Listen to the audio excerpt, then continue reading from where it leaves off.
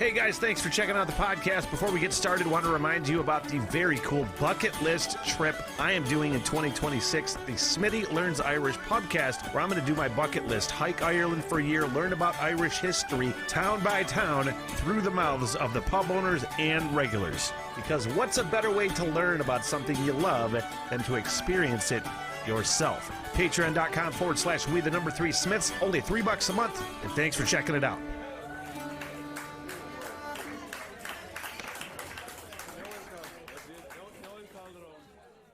And welcome to the Smith Hole. My name is Smitty from the What the Hell Everything podcast. If you're here, you know that. You know I'm about to do a deep dive into Rory Gallagher. Let's get this rabbit hole going with Rory. I have been falling in love with what I've heard from Rory Gallagher, just some of the most top-notch blues rock that I've ever fucking heard from possibly the best, most pure blues rocky voice I have ever heard in my life. The guitar is one of the greatest guitar players I've ever heard in my life. The rhythm section is money. All these things I know. But I've never listened to an album.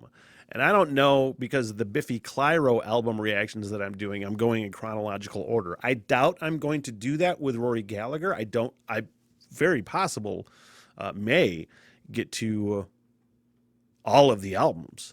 I mean, that's very possible, but in chronological order, I don't know. I might go in between and mix, dance around, who knows, including live sets. And I have to say, I have watched and reacted to a live set that you will never see because it was blocked like a motherfucker. So just know it was awesome. And I think that was the Rock Palast show that was on YouTube and it got blocked.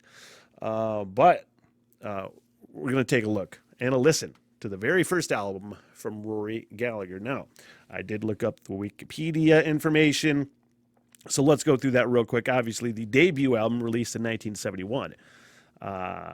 It marked his departure from the first band he formed, Taste.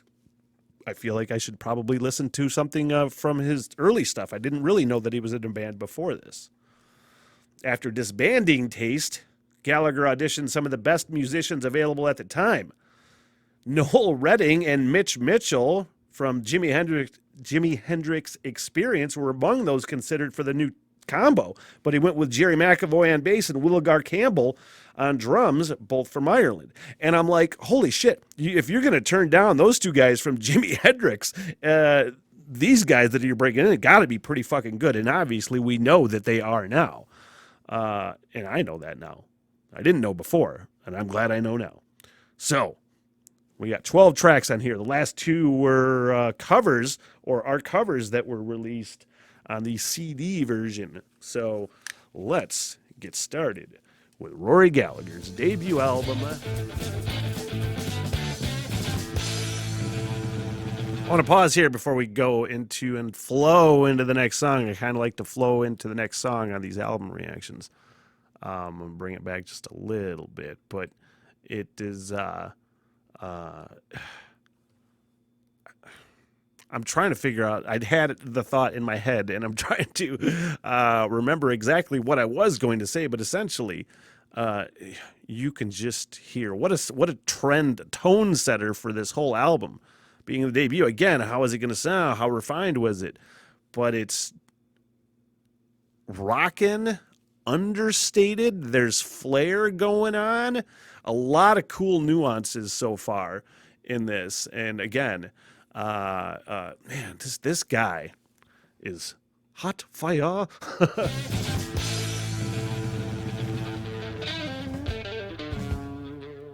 Bonk.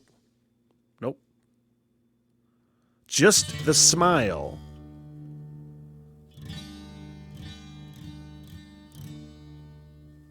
Well, that's really pretty.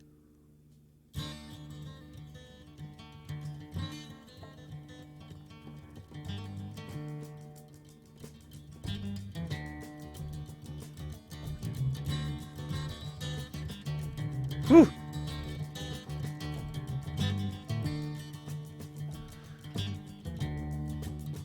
I'd have to really do some looking to see what came out first, but I mean, I definitely hear some like Led Zeppelin influence in here, and I definitely hear some like Crosby, Stills, Nash, sort of like that that scene in California. There was a bunch of bands, and I'm trying to remember what valley it was, but like the Byrds and Crosby, Stills, Nash, and all these fucking bands. I can hear that influence in there too, man. This is fucking beautiful. Bring it back a little bit.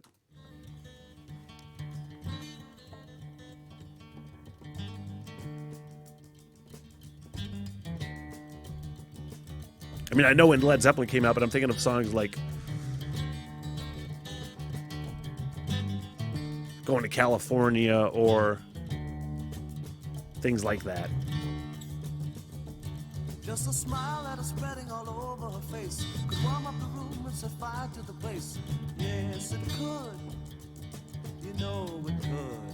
Essentially, you can hear a 60s influence in here, which I fucking really like. Now the fog is clinging all over the town. But one foot in front, then you just might fall down on the ground.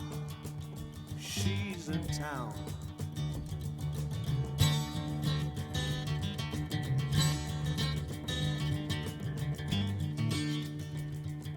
All that percussion going on is really captivating.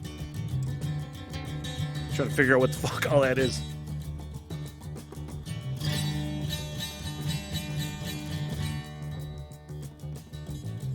Man, and that fucking bass just kind of keeping that tone.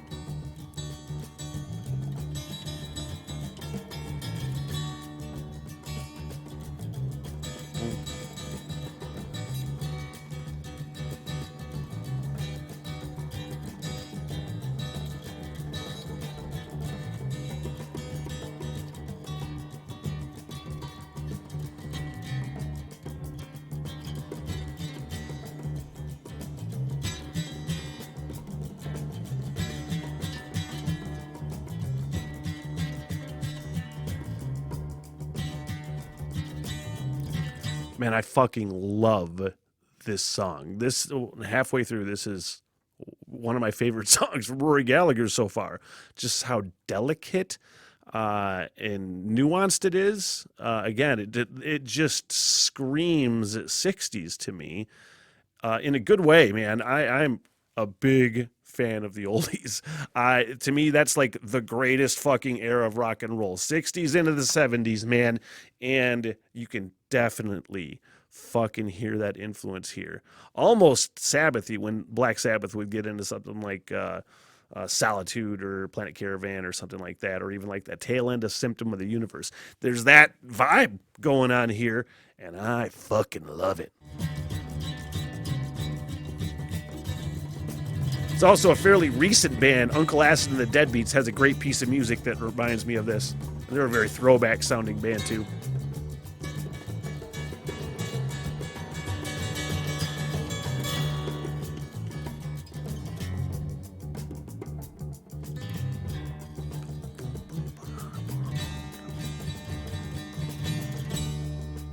Yeah. Like the rain that is falling all over the land, she cools down my mind when she touches my hand. Feels so good, yeah, so good. It even sang in this song, yet I thought it was a total instrumental. He could have been singing, and I was just captivated anyway and forgot.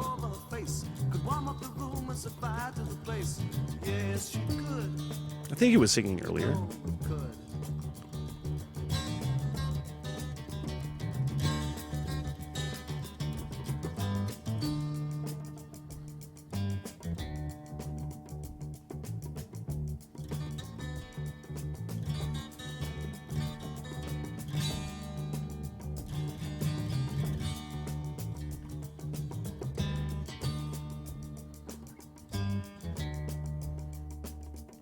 Yeah, am I glad he chose these two musicians, man, because I'm loving this rhythm section.